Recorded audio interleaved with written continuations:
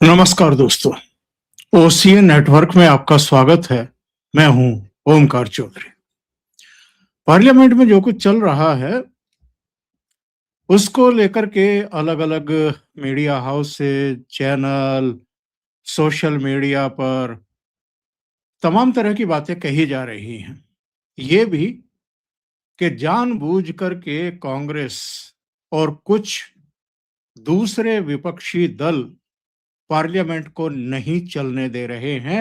एक सुनियोजित रणनीति बनाई गई है और पार्लियामेंट को ना चलने देने, कामकाज ना होने देने और मोदी सरकार की जो हाल की उपलब्धियां हैं उन पर पर्दा डालने के लिए, मिट्टी डालने के लिए, उनको छिपाने के लिए ये हंगामे खड़े किए जा रहे हैं और जो नॉन इश्यूज हैं उनको इशू की तरह पेश करके जो मोदी सरकार को जिन चीजों के लिए श्रेय मिलना चाहिए, ख्याति मिलनी चाहिए, प्रशस्ति होनी चाहिए, उनको नेपथ्य में धकेलने का एक पूरा षड्यंत्र जो है वो रचा गया है। एक एक करके जरा सारे तथ्यों पर बात करेंगे, लेकिन जो कुछ 3 फरवरी को हुआ, मंगलवार को हुआ और जो सोमवार को भी हुआ, राहुल गांधी ने जिस तरीके से डोकलाम, गलवान और पूर्वी लद्दाख के दूसरे पॉइंट्स पर जो कुछ हुआ था 2020 में, उसे लेकर के नरवणे साहब की किसी पुस्तक का हवाला देते हुए और पुस्तक जो अप्रकाशित है उसके अंश किसी मैगजीन ने प्रकाशित किए हैं और मैगजीन भी क्या है, ये पूरी तरीके से घोषित रूप से जिस तरीके से ये द वायर काम करता है या कुछ दूसरे इकोसिस्टम के प्रोपेगेंडा वेबसाइट्स हैं और दूसरे इस तरह के मैं मीडिया प्लेटफॉर्म ही कहूंगा, वो खुले तौर पर उनके कंटेंट देखेंगे तो समझ में आ जाएगा, वो खुले तौर पर मोदी सरकार के खिलाफ ही पूरा प्रोपेगेंडा चलाते हैं। तो एक ऐसी ऑनलाइन मैगजीन में नरवणे साहब की किताब का हवाला देते हुए, उसके अंश भी नहीं, उसका हवाला देते हुए जो लेख प्रकाशित किया गया है उसे राहुल गांधी सदन में पढ़ना चाहते थे और जब स्पीकर ने उसकी परमिशन नहीं दी तो सोमवार को भी 3 बार लोकसभा स्थगित की गई, अंततः दिन भर के लिए कार्रवाई खत्म की गई और मंगलवार की सुबह राहुल गांधी का फिर वही रवैया शुरू हो गया। शुरू में जब सदन शुरू हुआ, प्रश्नकाल शुरू हुआ, तो भारत और यूएस डील को लेकर के हंगामा करना शुरू किया गया। अच्छा, डील का पूरा ब्यौरा अभी आया भी नहीं है, सामने शर्तें भी नहीं आई हैं, लेकिन प्रधानमंत्री नरेंद्र मोदी का ट्वीट आया है, राष्ट्रपति ट्रंप का ट्रुथ पर मैसेज आया है और उसमें कुछ मोटे मोटे संकेत दिए गए हैं। और डोनाल्ड ट्रंप का जो एक तौर तरीका होता है, अपने को बढ़त दिखाना, शेखी खोरी करना, अपने मुंह मियां मिट्ठू बनना, वो उनके ट्वीट में भी दिखाई देता है। जैसे ये लिख देना कि भारत जो है वो रूस से कच्चे ईंधन की खरीद शून्य कर देगा। ये मुमकिन ही नहीं है, प्रैक्टिकली संभव ही नहीं है, क्योंकि भारत की जो आबादी है वो 140 करोड़ की है। जो हमारी ऊर्जा सुरक्षा जरूरतें हैं उसके लिए जहां से हमें सस्ता तेल मिलेगा, ईंधन मिलेगा, वहां से भारत खरीदेगा। और ये एक बार नहीं, अनेक बार हम कह चुके हैं। लेकिन ट्रंप को अपनी बढ़त दिखानी थी, अपनी पीठ थोपनी थी और ये नहीं दिखाना था कि अंततः 8 महीने की जो वो कर सकते थे, जिस तरह के बयान दे सकते थे, ब्लैकमेलिंग, दबाव, प्रेशर, झूठ, जितना वो कर सकते थे, इस सब के बावजूद भारत यानी प्रधानमंत्री नरेंद्र मोदी उनके प्रेशर में नहीं आए। उनको लग रहा था कि 50% टैरिफ लगा दूंगा, 25% तो अकेले इस नाम पर के आप रूस से ईंधन खरीद रहे हैं और एक तरीके से उसको फाइनेंशियली मदद कर रहे हैं, इसलिए यूक्रेन का युद्ध समाप्त नहीं हो रहा है। लेकिन उस 50% टैरिफ का भी भारत की सेहत पर कोई फर्क नहीं पड़ा, क्योंकि हमारा एक्सपोर्ट तो बढ़कर के मतलब 14% के आसपास बढ़कर के और ऊपर चला गया। और इस बीच भारत ने पिछले 6 महीने में, जब से ये टैरिफ का खेल खेलना शुरू किया है डोनाल्ड ट्रंप ने, इसके 1-1.5 महीने के भीतर ही भारत ने विकल्प तलाश करने शुरू कर दिए थे। और जुलाई 2025 में आपको याद होगा प्रधानमंत्री नरेंद्र मोदी एक शॉर्ट विजिट पर ब्रिटेन गए थे और यूके पहुंच करके उन्होंने जुलाई 2025 में जो दोनों देशों के बीच में फ्री ट्रेड डील है वो साइन करवाई थी। फिर दिसंबर 2025 में ओमान के साथ एफटीए हो गया। दिसंबर 2025 में ही न्यूजीलैंड के साथ भी एफटीए हो गया। 27 जनवरी 2026 को अभी यूरोपियन यूनियन के साथ ट्रेड डील हो गई और 2 फरवरी यानी कल शाम अमेरिका के राष्ट्रपति ने खुद अपने ट्रुथ सोशल मीडिया पर यह ऐलान किया कि भारत और अमेरिका के बीच भी ट्रेड डील पक्की हो गई है और मेरी अभी अभी प्रधानमंत्री नरेंद्र मोदी के साथ फोन पर बातचीत हुई है। उनका जो तौर तरीका है उस हिसाब से उन्होंने अपने हिसाब से अपनी बढ़त दिखाने के लिए सोशल मीडिया पर शेखी बघारी, जो उनका एक तौर तरीका है। अब डोनाल्ड ट्रंप पर अमेरिका के लोग भरोसा नहीं करते, उनके परिवार के सारे लोग भरोसा करते होंगे, ये भी कोई गारंटी से नहीं कह सकता। जो उनकी शेखी खोरी है और जिस तरह की बयानबाजी वो दुनिया के अलग अलग देशों और उनके राष्ट्र प्रमुखों के बारे में करते रहे हैं। सो उन्होंने जो लिखा, जो कहा, उसको हम एक अलग रख करके छोड़ें और प्रधानमंत्री नरेंद्र मोदी का जो संदेश था उसमें बहुत सामान्य बात कही गई थी। उसमें कोई ऐसा जिक्र नहीं है कि भारत रूस से ये नहीं खरीदेगा या वो नहीं खरीदेगा। हाँ, जो वेनेजुएला से तेल खरीद की बात थी, जब अमेरिका के प्रतिबंध लगे हुए थे, हमारा तेल खरीद करने का जो सिलसिला था वेनेजुएला से वो रुक गया था, बल्कि हमारे तो वहां पैसे फंसे हुए हैं। अब अगर वेनेजुएला से हम अपनी आवश्यकता के अनुसार तेल खरीदेंगे, जिसके बारे में ट्रंप भी कह रहे हैं, तो हमारा वो पैसा भी निकल आएगा और जो हमारी ऊर्जा सुरक्षा जरूरतें हैं उनकी भी पूर्ति हम कर पाएंगे। हम तो कई देशों से तेल खरीद रहे हैं, उनमें वेनेजुएला से पहले भी खरीद रहे थे, अब फिर खरीदना शुरू कर देंगे। हमारी जितनी जरूरतें हैं उसके हिसाब से रूस से हम तेल खरीद शून्य कर दें, ये संभव ही नहीं है, ये संभव ही नहीं है। तो जो ट्रंप कह रहे हैं वो खुश हो रहे हैं ये कह करके, लेकिन हकीकत क्या है? हकीकत ये है कि इन 8 महीनों में डोनाल्ड ट्रंप ने जितना रायता फैलाना था, जितना प्रेशर बिल्डअप करने के लिए बयानबाजी करनी थी, वो सारी बयानबाजी उन्होंने करके देख ली। इंडिया की डेड इकोनॉमी है, इसके अलावा भी तमाम तरह की बातें उनकी तरफ से की गई। यहां तक के आसिम मुनीर, जो भारत का इस समय दुश्मन नंबर 1 है, जिसकी बयानबाजी की वजह से पहलगाम में जेनोसाइड हुआ, 26 हिंदुओं को आतंकवादियों ने उनकी पहचान करके कलमा पढ़वा करके और पेंटे उतरवा करके उनकी पहचान करके मारा था, उस आसिम मुनीर को भी उन्होंने व्हाइट हाउस बुला करके लंच कराया। उनके अपने निजी हित होंगे तो ये सब हुआ।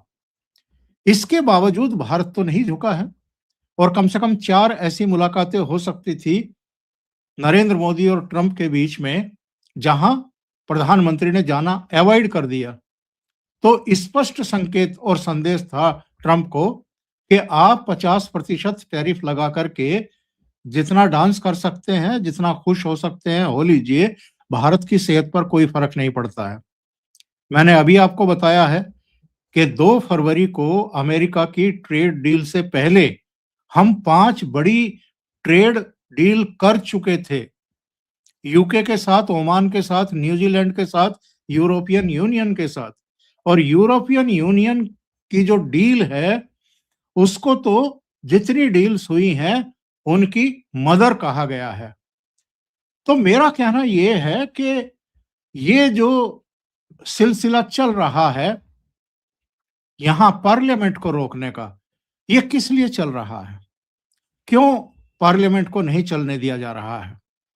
क्यों राहुल गांधी जानबूझ करके एक ऐसी अप्रकाशित पुस्तक के अंशों के नाम पर एक मैगजीन में छपे लेख को पार्लियामेंट में पढ़ने की कोशिश कर रहे थे, जिससे हमारी सेनाओं का मनोबल गिर सकता है या उनके मनोबल पर एक प्रभाव पड़ सकता है। और उनके निशाने पर कौन है? हमेशा की तरह प्रधानमंत्री नरेंद्र मोदी और डिफेंस मिनिस्टर, रक्षा मंत्री राजनाथ सिंह भी आ गए, क्योंकि मसला सेनाओं से जुड़ा हुआ है, भारत और चीन के बीच का जो तनाव है उससे जुड़ा हुआ है। क्यों कर रहे हैं राहुल गांधी ये? पार्लियामेंट को फिर से अखाड़ा क्यों बना दिया गया? और जिस 3 फरवरी के हंगामे की मैं बात कर रहा था, वो क्यों किया गया, क्यों अंजाम दिया गया? 2 फरवरी को भी राहुल गांधी ने पूरे जोर लगाए कि वो उस अंश को पढ़ दें। स्पीकर ने पढ़ने की इजाजत नहीं दी। 3 फरवरी की सुबह पहले ट्रेड डील को लेकर के हंगामा शुरू किया गया और उसके बाद जब 2 बजे के बाद पार्लियामेंट फिर से बैठी और राहुल गांधी को फिर से आमंत्रित किया गया कि राष्ट्रपति के धन्यवाद प्रस्ताव पर आप अपनी बात पूरी करें, वो फिर उसी को नरवणे साहब की कथित अप्रकाशित पुस्तक के अंश को लेकर के शुरू हो गए और सोची समझी पूरी एक रणनीति और साजिश के तहत। और उनके साथ केसी वेणुगोपाल खड़े होकर के उनकी वकालत करनी शुरू कर चुके और सीधे, चूंकि आज स्पीकर ओम बिरला नहीं आए आसन पर, और वो इसलिए नहीं आए कि एक दिन पहले राहुल गांधी ने चेयर का उनका अपमान किया था और कई बार यहां तक कह दिया उनसे कि आप ही बता दीजिए कि फिर मैं क्या बोलूं। तो चेयर पर बैठे हुए स्पीकर ने कहा कि एक तो चेयर यानी मैं आपका सलाहकार नहीं हूं, लेकिन स्पीकर के नाते मैं ये कहूंगा कि जो व्यवस्था दी गई है और जो परंपराएं हैं उसका पालन आप करें। ये जो स्पीकर से जबानजोरी करना, उनका अपमान करना, उनकी जवाब तलबी करने की कोशिश करना, ये राहुल गांधी का एक ऐसा अहंकार है जिससे इस परिवार को ये अहंकार निकलने ही नहीं दे रहा है। इनको लगता है कि हम तो स्पीकर से भी ऊपर हैं और वो बार-बार खड़े होकर के कहते हुए दिखाई दे रहे हैं कि मैं तो नेता प्रतिपक्ष हूं। नेता प्रतिपक्ष हो या नेता सदन हो, सबको नियमों के तहत ही व्यवहार करना होता है सदन के भीतर। कोई किसी को स्पेशल इम्यूनिटी मिली हुई नहीं है, जैसा कि कांग्रेस के बाकी सांसद ये साबित और घोषित करने की कोशिश करते हैं कि ये तो विशेष हैं। ऐसा नहीं है। और इसके बाद जो हुआ, कांग्रेस के 8 सांसदों के निलंबन की जो पूरी कार्रवाई करनी पड़ी है चेयर को, वो इसलिए करनी पड़ी कि एक अभूतपूर्व दृश्य उत्पन्न किया गया। महासचिव की जो टेबल होती है उस पर सांसद चढ़ गए और कुछ कागज फाड़ करके चेयर की तरफ उछाले गए। ये क्यों किया गया?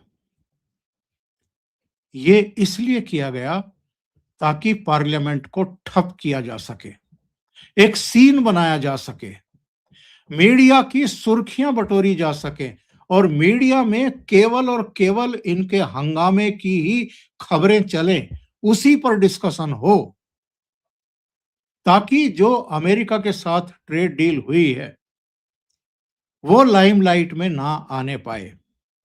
क्योंकि ये छोटी-मोटी कामयाबी नहीं है जो 2 फरवरी को अमेरिका के राष्ट्रपति ने अपनी तरफ से ट्रेड डील होने का ऐलान कर किया है। ये छोटी-मोटी कामयाबी नहीं है भारत की। अभी एनडीए के सांसदों को संबोधित करते हुए प्रधानमंत्री नरेंद्र मोदी ने क्या कहा है? आज सुबह की बात है। उन्होंने कहा है कि मैंने पहले भी कहा था आप लोगों को कि वर्ल्ड ऑर्डर बदलेगा, वर्ल्ड ऑर्डर बदल रहा है। और प्रधानमंत्री ने यह भी कहा कि ये वर्ल्ड ऑर्डर भारत के पक्ष में बदल रहा है। यानी भारत की तरफ ही दुनिया देख रही है। एक दिन पहले की बात है, टेस्ला के सीईओ और इस दुनिया के सबसे अमीरतम उद्योगपति एलन मस्क, जो आजकल एक्स या ट्विटर के सीईओ भी हैं, ओनर भी हैं, उन्होंने एक मैसेज किया। और ये मैसेज क्या था? उन्होंने कहा कि अकेले भारत का जो कंट्रीब्यूशन है वैश्विक जीडीपी में, वो 17% से ज्यादा है, अकेले भारत का। और अमेरिका का कंट्रीब्यूशन कितना है? 9.9। यानी भारत का करीब 8% योगदान दुनिया की जीडीपी में अमेरिका से ज्यादा है। और चीन और भारत का मिला लें तो ये 43% के आसपास होता है। अकेले चीन का 26% से ज्यादा है, 17% से ज्यादा भारत का है और अमेरिका तीसरे नंबर पर आता है वैश्विक इकोनॉमी में, उसकी जीडीपी में कंट्रीब्यूशन करने के मामले में। तो वर्ल्ड ऑर्डर बदल रहा है या नहीं बदल रहा है? और जो ये पिछले 6 महीने में 5 ट्रेड डील हुई हैं, यूके के साथ, ओमान के साथ, न्यूजीलैंड के साथ, यूरोपियन यूनियन का मतलब 27 देश होता है, यूरोप के 27 देशों के साथ। और अल्टीमेटली अमेरिका, डोनाल्ड ट्रंप जो फूं-फां करते हुए घूम रहे थे और एक तरीके से भारत को दबाने की कोशिश कर रहे थे, प्रधानमंत्री नरेंद्र मोदी के ऊपर प्रेशर बिल्डअप करने की कोशिश कर रहे थे, उन्होंने भी घुटने टेक दिए, लेट गए, लिटरली लेट गए वो।